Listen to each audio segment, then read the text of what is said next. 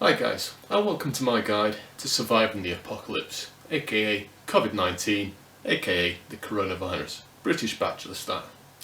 Now, I've got a simple 9-step guide that's going to help us get through this crisis. Obviously, we're going to be drinking the finest spirits, like this absolutely delightful Danica 12-year-old Japanese whiskey, which I brought back from Japan. Sadly, running out and don't know where I can get hold of any in the UK. If you've got some that you want to send me. Anyway, apart from that, we're going to need to find some other ways of entertaining ourselves, especially now that socialising is out the window. So how are we going to survive this impending doom with no toilet roll left? By the way, I've got a couple of spare rolls and I'll sell them to you for £5 each. I'm only joking. A tenner, obviously.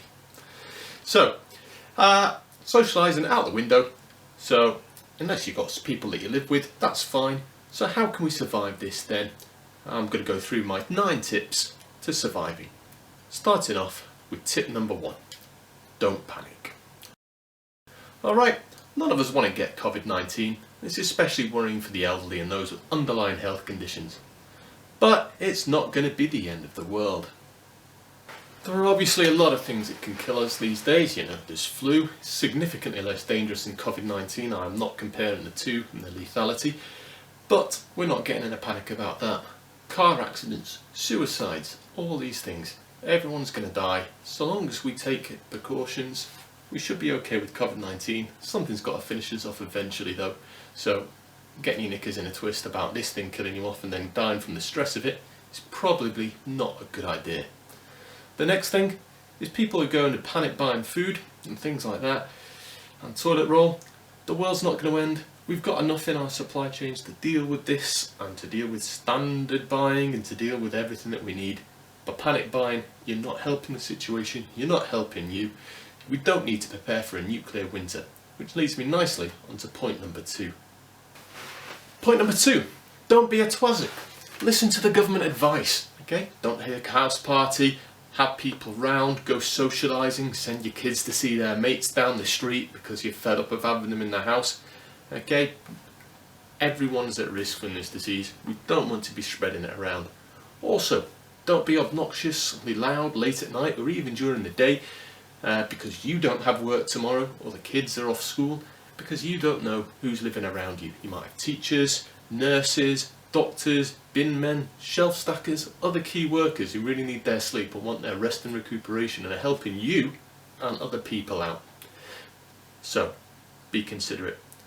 Next thing, don't take the whole family down Tesco, even with the 2-metre queue in between everybody else, and then buy as much as you can of each and everything, getting your brother, your sister, your mum, your dad, Uncle Jeff to buy as many toilet rolls and as much pasta as they can and then hoard them at home, because you're stopping other people getting them. And if you've got 96 loo rolls at home, you've got enough to help Donald build his wall. Do you really need that extra 2 packs? If you do, you probably need to see the doctor about that one. You doing that is taken away from people who might actually need these things. Key workers especially. You hear so many cases about nurses who've been working 12-hour, 14-hour shifts, and then when they go to the shops on their day off, when they've got a time to go to the shops, they can't get hold of the things they need, and they've got to go hungry, and they've got to go begging and borrowing from the people nearby them. So don't be a twat. Point number 3, listen to the government and health service advice. It's there to protect not just you, but everybody else. Believe it or not, and this comes as a massive shock for some people, there's not just you in the world, there are other people that we need to consider, people with health risks, people who are key workers. So if you go and infect a nurse because, I've not got it, I don't need to worry, but you do really have it, and you infect that nurse, then that nurse can't work and she can't help other people. So that is one thing to be really careful about. Also, if you go around infecting people and the hospitals get full, people with Covid-19 who need that help, what's going to happen when your dad, your brother, great uncle Gerard have a heart attack? Number 4, enjoy old hobbies and try new ones. You could try reupholstering a chair. See a video here for a good example why. How? You can also pick up that guitar or keyboard that's been gathering dust for the last 12 months. Learn to code. Teach yourself a new language. Watashi wa Nihongo o hanashitai desu. I think that's Japanese for I want to speak Japanese. If anyone knows better, please let me know in the comments. Anyone wants to offer to help me learn it, even better. There's plenty of resources for loads of languages online, and some are better than others. Some are free, some are not. Go out there, explore it. You've got the time, may as well. Become a Fortnite champion. Sucks the life out of the kids, and now it can suck the life out of you too. There are other games available as well. World of Tanks, World of Warships, things like that. All these massive multiplayer online games, they tend to suck the life out of people, and time seems to disappear. So if you're looking for something that's going to kill time, do that. Fun for the whole family. Go for walks if your area is suitable. Thankfully I live in the countryside anymore, not in the middle of Salford. I can go for walks out in the countryside and take my once a day 1 hour recreation. List is endless.